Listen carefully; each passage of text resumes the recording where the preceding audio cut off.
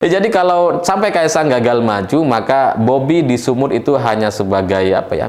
Sebagai pajangan saja gitu. Ya pokoknya asal maju tapi tidak didukung secara penuh.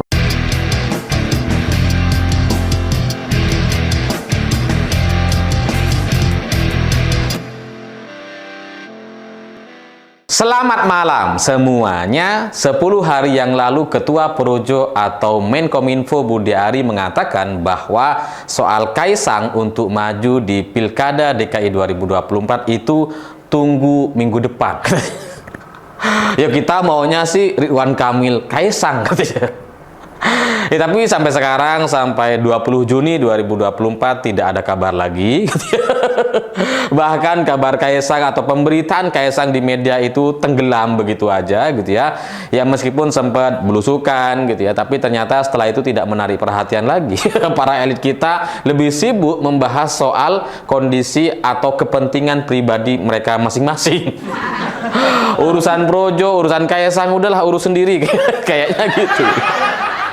Ya karena sampai sekarang tanggal 20 Juni ini nggak ada pergerakan, nggak ada pertemuan, nggak ada pembicaraan soal peluang Kaisang untuk maju sebagai cagup ataupun cawagup gitu ya. Dan nampaknya pilkada di Jakarta ini memang tidak sesuai rencana awal gitu, karena dari awal nampaknya ini kan coba mengulang cerita atau skenario di Pilpres 2024, yaitu dimulai dengan putusan MA gitu ya, mengubah batas usia calon ya, calon gubernur dan calon wakil gubernur, dan setelah itu kemudian disambut dengan pencalonan atau pencalonan informal dari Gerindra lewat Dasko dan Raffi Ahmad gitu ya, yang menyebarkan poster atau gambar Budi dan Kaisang untuk Jakarta katanya. Jadi awalnya putusan MA itu disambut dengan gegap gembita, seolah-olah mereka ingin mengulangi cerita di Pilpres 2024 lalu. Tapi nampaknya angin berubah gitu ya. IKN tidak sesuai dengan rencana juga gitu kan. Ada efek-efek dari ketua IKN yang tiba-tiba mengundurkan diri beserta wakilnya gitu ya, satu paket, sehingga anginnya berubah dan kemudian rencana untuk memajukan Budi Jiwandono dan Kaisang kemudian juga berubah jalan gitu ya. Dan selanjutnya bergeser kepada Ridwan Kamil yang dari Golkar itu kemudian didukung oleh Gerindra untuk maju sebagai calon gubernur DKI Jakarta gitu. Dan setelah itu pergerakannya berubah gitu ya, bukan lagi Budi Kaisang tapi Ridwan Kamil dan Kaisang gitu. Dan itulah yang kemudian membuat Projo juga maunya kita Ridwan Kamil dan Kaisang. Dan awalnya gitu ya, ini akan menjadi satu calon yang sulit untuk dilawan secara elektabilitas, secara ketokohan. Ridwan Kamil itu bahkan sudah pantas untuk menjadi capres ataupun cawapres di Pilpres lalu, tapi kemudian tidak terpilih gitu. Jadi kalau untuk maju di Jakarta nampaknya susah untuk melawan Ridwan Kamil, apalagi nanti didampingi sama Kaisang sebagai anak presiden. Dan kembali lagi nuansa atau rencana untuk membangkitkan lagi nuansa Pilpres gitu ya, itu semakin menggebu-gebu. Tapi kembali lagi nampaknya cerita atau langkah-langkah yang sama yang akan ditempuh oleh koalisi yang pro terhadap politik dinasti semacam ini itu tidak berjalan dengan mulus, karena nampaknya jalan yang sama yang coba ditempuh seperti langkah Gibran di Pilpres itu tidak bisa terjadi di Pilkada DKI Jakarta tahun ini, karena rencana yang begitu matang dengan pertimbangan perhitungan yang begitu matang itu ternyata kemudian dibuyarkan oleh Anies Baswedan. Anies yang kita pikir dia nggak akan maju sebagai cagup gitu ya, masa capres jadi cagup sih gitu ya, ini kan turun kelas gitu. Tapi faktanya hari ini yang menjadi perbincangan di media mainstream dan banyak sekali lembaga survei, kalau ditanyakan kepada masyarakat, tetap Anies yang diinginkan sebagai cagup DKI Jakarta. Ya, dan seperti halnya seperti biasanya seorang Anies gitu ya, yang bisa menjawab pertanyaan-pertanyaan dengan sangat penuh tata kata. Anies gampang aja jawabnya gitu ya, pilkada seharusnya kan tahun 2022 gitu, tapi ini kan mundur tahun 2024, ya udah kita maju sekarang. Dan kemungkinan Anies untuk maju yang sebelumnya tidak kita prediksi itu justru dibangkitkan atau dihidupkan oleh PDI Perjuangan. Ini kejutan yang lain lagi gitu, karena kita nggak pernah berpikir sebelumnya PDI Perjuangan akan mengusung Anies Baswedan. Tapi sekarang pembicaranya sudah jauh lebih memungkinkan gitu, karena ketika Mbak Puan dengan satu kata menarik, Anies menarik katanya gitu ya, dengan satu kata saja itu kemudian membuka peluang dan semua elit-elit PDI Perjuangan kemudian berbicara soal kemungkinan Anies untuk maju di Pilkada DKI Jakarta didukung oleh PDI Perjuangan.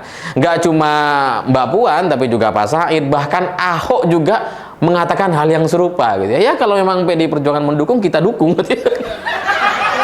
Sesuatu yang sulit atau mustahil terbayangkan beberapa tahun yang lalu, hari ini itu nampaknya akan kejadian. Dan ini kalau sampai di sini gitu ya, Anies urusan soal partai itu bisa dibilang sudah hampir beres. Kalau sebelumnya kan banyak orang meragukan, ya kalaupun Anies maju di Cagup DKI Jakarta, siapa yang mau nyalonin gitu kan. Nasdem kayaknya dia nggak mau deh. Atau kalaupun mau ya pasti pertimbangan, masa dari Capres turun ke Cagup sih gitu ya. Tapi ketika ini dibangkitkan oleh PDI Perjuangan, semua partai-partai seperti PKB, Nasdem jadi berpikir ulang gitu. Oh ya udah, kita maju juga gitu, di Pilkada DKI Jakarta gitu. Sehingga dari sini, dari perbincangan yang sebelumnya tidak terprediksi itu, yang mungkin semula Anies nggak akan maju sebagai Cagup, tapi sekarang kemudian maju. Lalu kemudian di lembaga survei sekarang juga muncul nama Ahok sebagai kandidat yang cukup kuat di DKI Jakarta. Dengan nama-nama besar ini, itu kemudian membuat nama atau ketokohan Ridwan Kamil itu nampaknya tergerus di DKI Jakarta, karena ya Ridwan Kamil bukan tandingan Anies dan Ahok yang memang sudah maju di Pilkada DKI Jakarta sebelumnya gitu. Jadi kalau kemudian Golkar mengakui bahwa elektabilitas Ridwan Kamil turun katanya karena setelah muncul nama-nama seperti Anies dan Ahok, itu emang logis saja, karena memang Ridwan Kamil bukan di Jakarta. Ridwan Kamil kan di Jawa Barat basisnya gitu ya. Sehingga sampai di sini kalau kemudian muncul pertanyaan soal Kaisang kemana, dan Kaisang tidak ada beritanya sampai sekarang gitu ya, nggak ada pergerakannya, ya mungkin karena perubahannya sudah sedemikian rupa. Dan lebih dari itu, soal partai setelah PDI Perjuangan, ya mungkin kalaupun nanti PDI Perjuangan nggak jadi dukung Anies gitu ya, tapi partai-partai yang lain seperti PKB, Nasdem, dan PKS nampaknya akan mendukung Anies Baswedan, dan itu akan memungkinkan bagi Anies untuk menang di Pilkada DKI Jakarta dengan siapapun nanti cawagupnya gitu. Dan PKS sudah memasang harga mahal sekali kepada kubu lawannya. Jadi kalau PKS tidak jadi mendukung Anies, maka kompensasi untuk tidak didukung Anies itu adalah kursi cawagup mutlak gitu ya. Kalau itu tidak bisa diberikan, ya PKS nampaknya relatif akan mendukung Anies Baswedan. Jadi makanya belakangan muncul PKS ya, mengatakan bahwa sudah ada tawaran katanya untuk gabung dengan koalisi Kim katanya, dan kemudian ditawarkan posisi atau kursi cawagup. Meskipun setelah itu kemudian dibantah sama Demokrat, oh enggak, pembicaranya belum sampai di sana. Soalnya Demokrat juga mau gitu ya.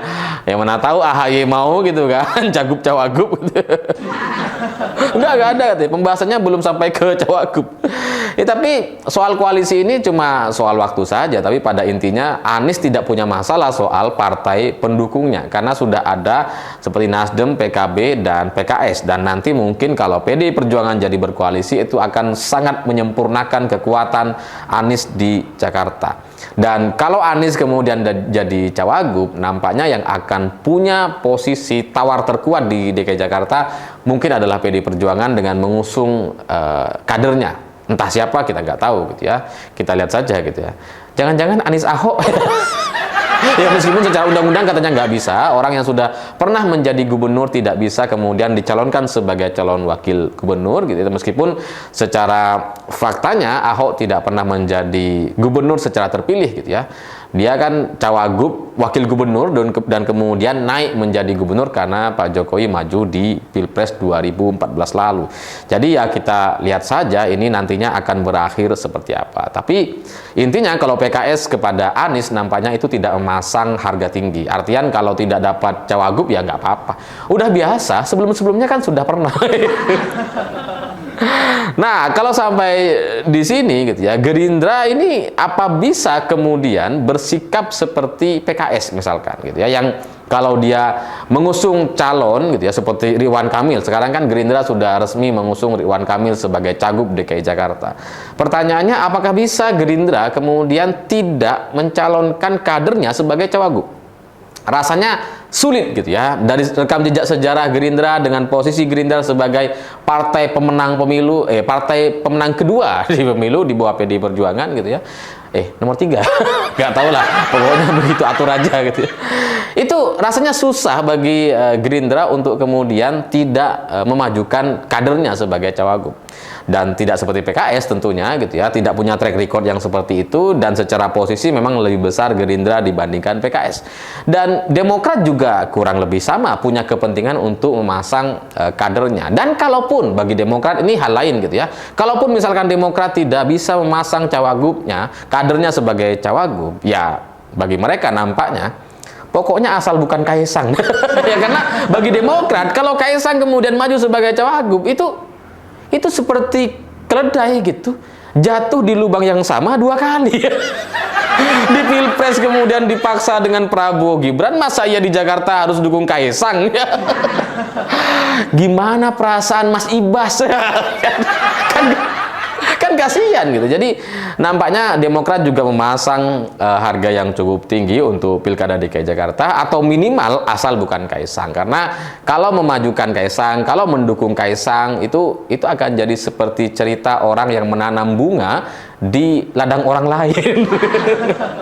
Bukan punya kita pada akhirnya gitu. Jadi seperti membesarkan lawan, dan Kaisang ini adalah ketua umum partai, sehingga kalau Kaisang punya panggung politik itu akan lebih menyulitkan AHY ke depan sebagai ketum Partai Demokrat. Dan bagi AHY, bagi Demokrat, ya sebaiknya Kaisang ini tidak maju di mana-mana gitu ya, sebagai sesama ketua umum partai sebaiknya tidak punya posisi gitu kan.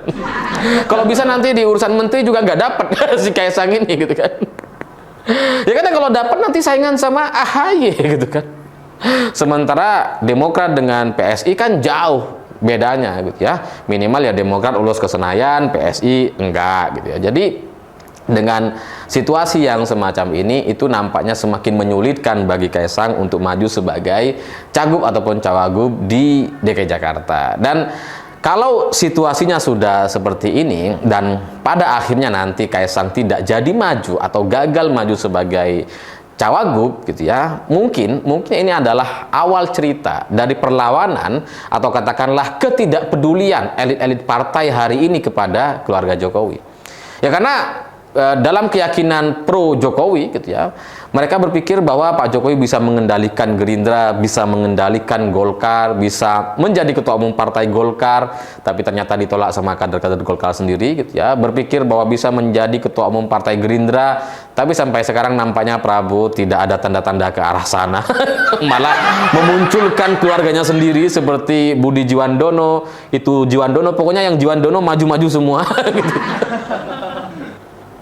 Ya, jadi kalau sampai Kaisang gagal maju, maka Bobi di sumut itu hanya sebagai sebagai pajangan saja gitu. Ya pokoknya asal maju tapi tidak didukung secara penuh, atau tidak didukung secara sempurna, atau tidak benar-benar didukung. Sehingga ini akan menjadi satu awal permulaan cerita perlawanan Prabowo dan Airlangga kepada keluarga Jokowi, bahwa apa yang disepakati sebelumnya mungkin katakanlah gitu ya, atau apa yang diharapkan sebelumnya itu tidak bisa kemudian dijalankan oleh mereka. Karena setelah Prabowo berkuasa, ya dengan segala kekuasaannya, Prabowo berhak untuk melakukan apa saja.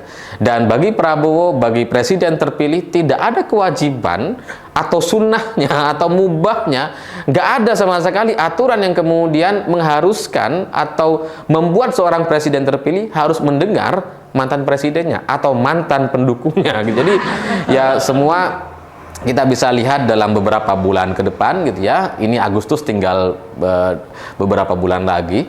Jadi kita lihat saja apakah Kaisang jadi maju atau enggak, dan kalau enggak, ini akan menjadi awal cerita permulaan perlawanan ketidakpedulian dari kelompok elit-elit para pendukung Prabowo Gibran kepada keluarga Jokowi. Dan kalau sudah seperti itu, Gibran dipastikan akan jadi Ma'ruf Amin, the next Ma'ruf Amin, yang nggak punya kuasa apa-apa, tidak diberikan tugas apa-apa, ya mungkin akan belusukan kemana-mana, tapi di media tidak akan terlalu banyak beritanya, karena semua akan dikendalikan atau akan dikuasai oleh langkah-langkah politik Prabowo itu sendiri. Saya pikir itu. Terima kasih sudah menonton.